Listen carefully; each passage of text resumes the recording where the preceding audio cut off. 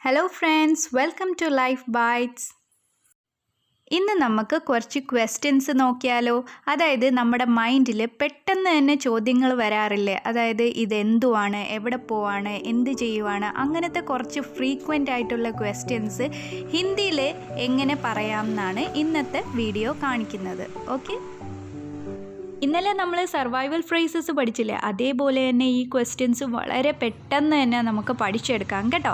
അപ്പോൾ നമുക്ക് സ്റ്റാർട്ട് ചെയ്യാം. ആദ്യത്തേത് വാട്ട് ഈസ് യുവർ നെയിം, ആപ്കാ നാം ക്യാ ഹേ, അല്ലെങ്കിൽ തുമ്ഹാരാ നാം ക്യാ ഹേ. Next is where is he അല്ലെങ്കിൽ ഷീ, വഹ് കഹാ ഹേ, എവിടെയാണ് അവൾ, എവിടെയാണ്, വഹ് കഹാ ഹേ. ഹൗ മച്ച് ഈസ് ഇറ്റ്, യഹ് കിത്തനെ കാ ഹേ, ഹൗ മച്ച് ഈസ് ഇറ്റ്, യഹ് കിത്തനെ കാ ഹേ.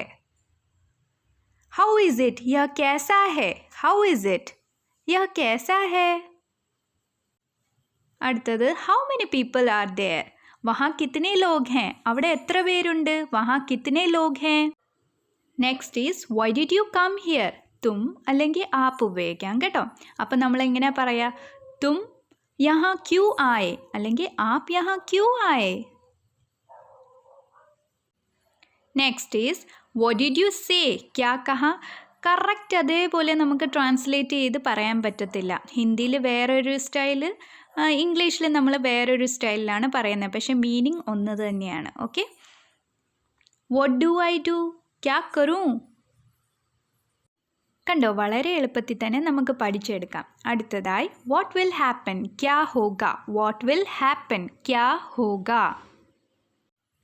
അടുത്തത് വാട്ട് ഡിഡ് യു സീ, ആപ്നെ ക്യാ ദേഖാ അല്ലെങ്കിൽ തുമ്നെ ക്യാ Dekha.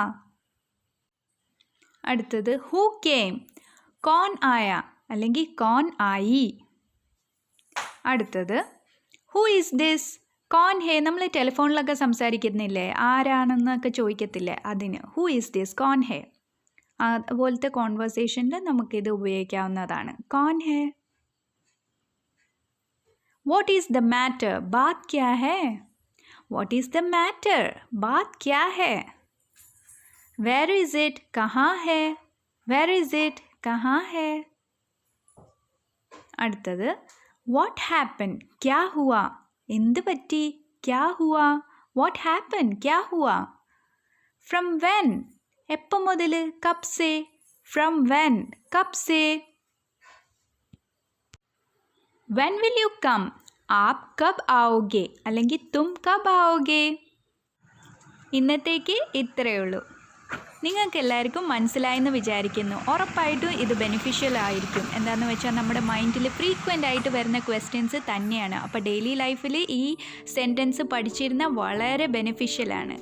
Okay then, thank you for watching. See in the next video with the new class.